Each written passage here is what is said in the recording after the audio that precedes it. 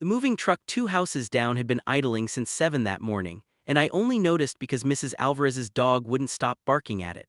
I was on my porch drinking coffee that had already gone cold, half paying attention, when a guy climbed out of the passenger side and stood there for a second just looking at the house like he wasn't sure it was really the address. I didn't recognize him at first, not really. It has been 19 years and people change shape in 19 years, they change the way they stand and the way they carry their shoulders. But then he turned his head a certain way to say something to the moving guys, and something about that specific angle hit me so hard I nearly dropped my mug. "Oh my God," I said out loud to no one because there was no one else on my porch to say it to. It was Callum. Callum Rays, who used to live 3 houses down from me on Larkspur Lane back when we were kids, who I hadn't seen or talked to since I was 14 years old, standing in front of what used to be the Hendersons' old place, directing a mover where to put a couch. I want to explain something before I go further because if I don't explain it now, you're going to think I'm exaggerating what happened next, and I promise I'm not. When Callum and I were 9 years old, we made a promise to each other. It sounds ridiculous saying it out loud as an adult. 9-year-olds don't really understand what promises like that mean, but at the time it felt like the most serious thing either of us had ever said. It was summer, the kind where the days felt endless, and we were lying in the grass in his backyard looking up at the sky, the way kids do when they've run out of other things to do. I don't even remember what led up to it. I think we'd been talking about our parents, about how his mom and dad argued a lot and how my parents barely talked at all, and somehow the conversation turned into this half-serious, half-silly declaration that when we grew up, neither of us was going to end up like that. We were going to marry each other instead because we already got along better than any grown-ups we knew. "Deal," Callum had said, sticking out his pinky finger like that made it official, like a handshake wasn't good enough for something this important. "Deal," I said back, and we locked pinkies, and that was it. 9 years old, lying in the grass, making a promise we had no idea we couldn't actually keep, not because we didn't mean it, but because life doesn't really let you hold on to things that easily. 5 years after that, his family moved away. His dad got a job transfer, I think, though I honestly don't remember the details because at 14 you don't really process the adult logistics of why your best friend is suddenly gone. I just remember standing in my driveway watching their car pull away, and Callum's face pressed against the back window, and both of us doing that thing where you wave until the car turns the corner and you can't see each other anymore, even though logically you knew you couldn't see each other for the last 30 seconds anyway. We wrote letters for a while, actual paper letters, because this was right before everyone had smartphones glued to their hands. Then the letters slowed down, then they stopped. That's just what happens, I think, when you're 14 and the person who mattered most to you isn't around anymore to remind you why they mattered. Life fills in the gap whether you want it to or not. I didn't think about him every day after that. I want to be honest about that because I think there's a version of this story where I'm supposed to say I never stopped thinking about him, that I carried a torch for 2 decades, and that's not true. I grew up. I went to college, I dated a few guys, nothing that stuck. I came out to my parents at 20, which went better than I expected and worse than I hoped, somewhere in that uncomfortable middle ground most coming out stories live in.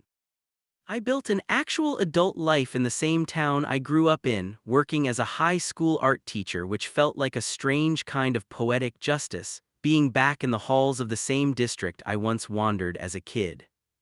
But every once in a while, maybe once or twice a year, usually triggered by nothing in particular, the smell of cut grass or a certain slant of afternoon light, I'd think about Callum. About the pinky promise. About whether he even remembered it or if it was just something my 9-year-old brain had held onto with more weight than it deserved. So when I saw him standing on the sidewalk 2 houses down, 33 years old, directing movers, I genuinely didn't know what to do with my body. I just stood there on my porch holding my cold coffee like an idiot. He must have felt me staring because he looked over. And there was this pause, this actual physical pause where neither of us moved, and then his face did something I can only describe as cracking open. "No way," he said, loud enough that I could hear it from my porch. "No actual way." "Callum." "Miles," he said my name like a question, like he needed to confirm it before he let himself believe it. "Oh my God, Miles." He walked over, more like jogged, honestly, in this slightly clumsy way that made him seem younger than he was, and stopped at the bottom of my porch steps. And for a second we just looked at each other, both of us grinning like idiots, both of us clearly trying to figure out if a hug was the right move or too much or not enough. He went for the hug. I was glad because I don't think I could have handled just standing there talking at a normal distance, not with 19 years of not knowing what happened to him sitting in my chest. "I can't believe this," he said into my shoulder. "I can't believe you're still on this street." "I can't believe you're moving onto it," I said. "What are the actual odds?" He pulled back, still holding my arms, looking at me like he was doing the same math I was, trying to reconcile the 14-year-old kid in his memory with the guy standing in front of him now. "You look exactly the same," he said, "and completely different. Is that a weird thing to say?" "No, I get it, you too." We stood there a second longer than was probably normal, and then one of the movers called his name from the truck, something about which room the dresser went in, and the moment broke, and he laughed and said he had to go deal with that, but he wasn't letting me disappear again, and could we get dinner that week? And I said yes before he even finished the sentence. I want to skip ahead a little past the logistics of that week, past the text messages that started up again like no time had passed at all, past the slightly awkward getting to know you again dinner at a Thai place downtown where we both talked too fast, trying to cram 19 years into 2 hours. I'll tell you the important parts. He wasn't married, that came up early. In a way that felt almost too casual, like he was testing how I'd react to it. He'd been in a long relationship with a woman in his 20s, they'd almost gotten engaged, actually before it fell apart for reasons he described vaguely as we just wanted different things, and I didn't push. After that he dated on and off, nothing serious, and about 4 years ago he'd gone through what he called a whole realization thing that took him a long time to fully sit with. "What kind of realization thing?" I asked, trying to sound casual, failing pretty badly at it. He looked at his drink for a second. "I started dating a guy," he said. "For like 8 months, it ended, but it wasn't because it was wrong. It ended because the timing was bad, but it made me realize some stuff about myself that I think I'd been avoiding for a really long time." I didn't say anything right away. My heart was doing something complicated and I didn't trust my voice. "You okay?" he asked. "Yeah," I said. "Yeah, I came out at 20, I'm gay, have been since forever really, I just didn't have the words for it until later." Something shifted in his face, not a shock, more like relief, like a puzzle piece he hadn't known he was missing had just slid into place. "I didn't know that," he said quietly. "I mean, I wondered honestly back when we were kids, I don't know why, just a feeling." "You wondered about yourself or about me?" He laughed, a little nervous. "Both maybe, I don't know, we were 9, I wasn't exactly running deep psychological analysis at the time." We didn't bring up the promise that night. I thought about it, it was sitting right there in the back of my throat the whole dinner, but it felt too big to just drop into a conversation about work and old neighbors and what happened to people we used to know. Some things need the right moment, and I didn't trust myself to know if this was it. Over the next few weeks, we fell into a rhythm that honestly scared me a little because of how easy it was. He'd come by after work some evenings, sit on my porch, the same porch I'd been standing on the day he showed up. We'd talk for hours about nothing important. He helped me repaint my kitchen one weekend because I mentioned offhand that I'd been meaning to for a year and never gotten around to it. And he showed up the next Saturday with drop cloths and a six-pack like it was already decided. There was a moment during that painting weekend I still think about. We were both covered in a pale yellow paint that had gotten everywhere except, somehow, mostly on the walls, and he had a smear of it on his cheekbone that I kept staring at and not saying anything about. "You've got," I finally said, gesturing at my own cheek. "Where?"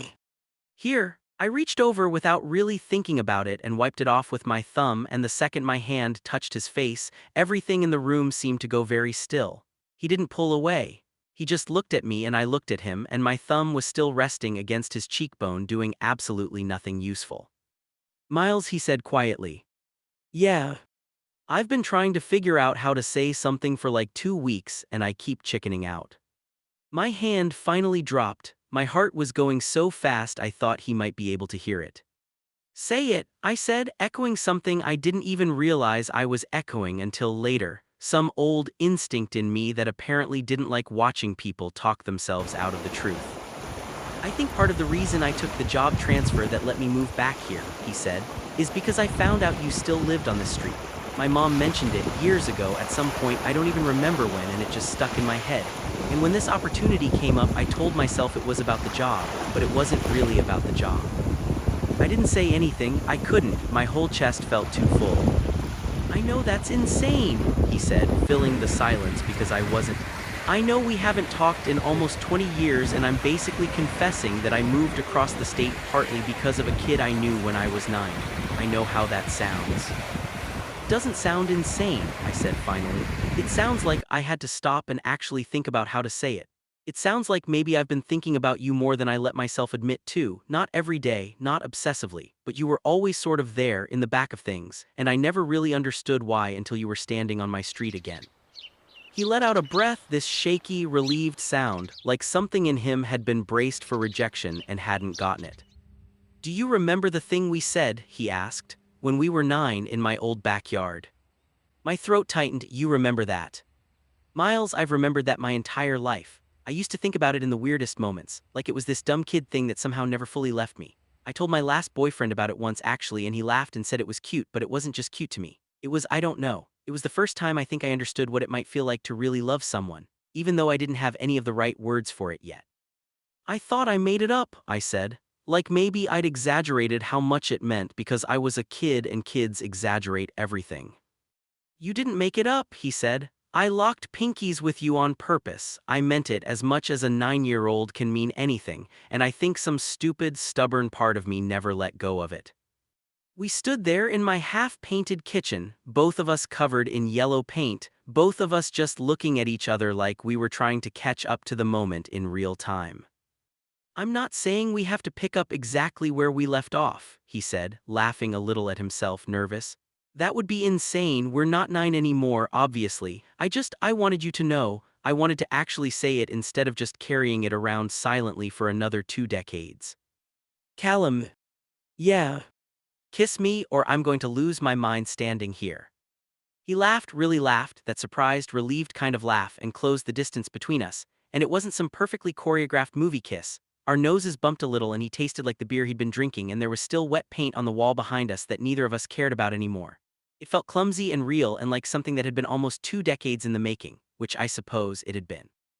I won't pretend everything after that was simple. We were 2 grown men who'd built entirely separate lives in the years apart, different friend groups, different habits, different versions of what we each thought our futures were supposed to look like. There were arguments in the months that followed, real ones about small things that turned out to be about bigger things. The way arguments between people who are actually trying to build something usually are. There was a stretch maybe 2 months in where he got quiet and distant for almost 2 weeks, and I found out later it was because his dad had made some offhand comment at a family dinner that dredged up old insecurities Callum hadn't fully worked through yet. We talked through it. It wasn't easy. Nothing about actually loving someone as an adult is as simple as it was lying in the grass at 9 years old. But here's the part I keep coming back to, the part that still catches in my chest when I think about it. About a year after he moved back, we were sitting in his backyard now, the same yard his family used to own, the same grass where we'd made that ridiculous promise as kids, though the actual house had been rebuilt since then and none of it looked quite the same. We were just sitting there after dinner, half a bottle of wine between us, and he got quiet in a way I'd learned to recognize as him working up to saying something. I know it's early to really be talking about this seriously, he said. Like, we've only been back in each other's lives a year and I don't want to freak you out. You're not going to freak me out, just say it. He reached into his pocket and pulled out a small box, and I swear my entire body went numb for a second. I'm not proposing, he said quickly, laughing at the look on my face. Not yet, I promise, not yet. I wanted to give you something, because I think we made a promise a long time ago that we were too young to actually keep, but I don't want to be too young to keep it anymore. Inside the box was a ring, simple, not fancy, nothing that looked like it cost more than he could afford, which somehow made it mean more. It's not an engagement ring, he clarified. It's more like, I don't know what to call it, a promise ring, I guess, if that doesn't sound too corny for 2 grown men in their 30s. It sounds exactly right, I said, my voice cracking a little in a way I wasn't expecting. I want to actually get there, he said. The real thing, eventually, properly. I just wanted this to come first. I wanted to redo it right this time as adults who actually understand what we're promising. I put the ring on, it fit almost perfectly, which felt like too neat a detail to be real, but it was. We got engaged for real about 8 months after that, on the same street actually, at a small gathering with our families, most of whom had watched both of us grow up on that same block decades earlier. My mom cried. His dad, the same one who thought